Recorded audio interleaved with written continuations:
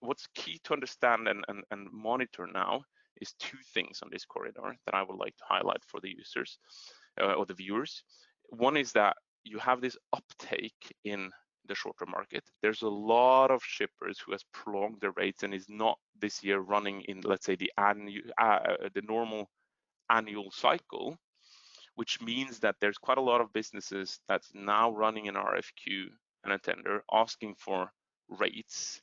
And if you see this recent uptake on the spot market here, you could anticipate that rates being currently negotiated or will be settled over the next few months could come with a certain uptick, so that the blue line here might move up. And this is what they need to follow, because there's two things that need to think about. One is that if the short-term market moves too much away from the long term, you actually run an increased risk of getting short-shipped and have disruptions in your supply chain. And I think this year has been the ultimate sort of experience of how disruptions in supply chains are expensive. So I'm sure everybody, all the shippers out there, has learned a lot this year. But it could also be a spot market coming down now, that it's only, the carriers, as they will start to reintroduce capacity into the market, the yellow line here might drop more than what we just saw over the last couple of days, which means that it could be a benefit to stall the negotiations of your new long-term contract in order to see where the market is actually moving. So those two components, risk and the potential of losing out if you strike at the wrong time.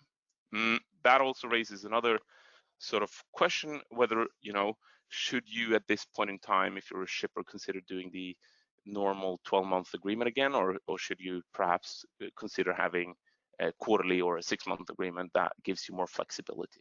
One thing to clarify here. So the rates that are in this darker gray area are what we see in the coming months from our long-term contracts that are prolonged.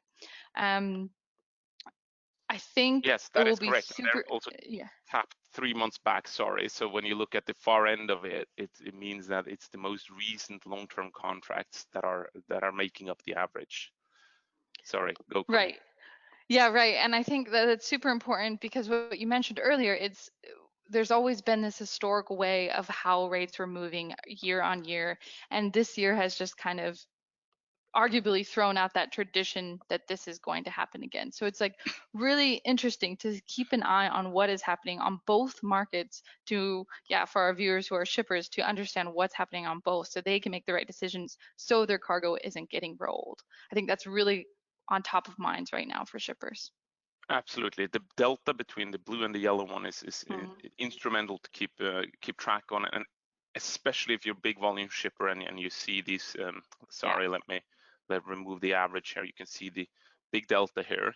This is about almost $1,000 for periods of time, and at that point, if the carriers can choose and if they strain capacity, your risk of getting rolled if you're in the lower end of the long-term market here is substantially increased.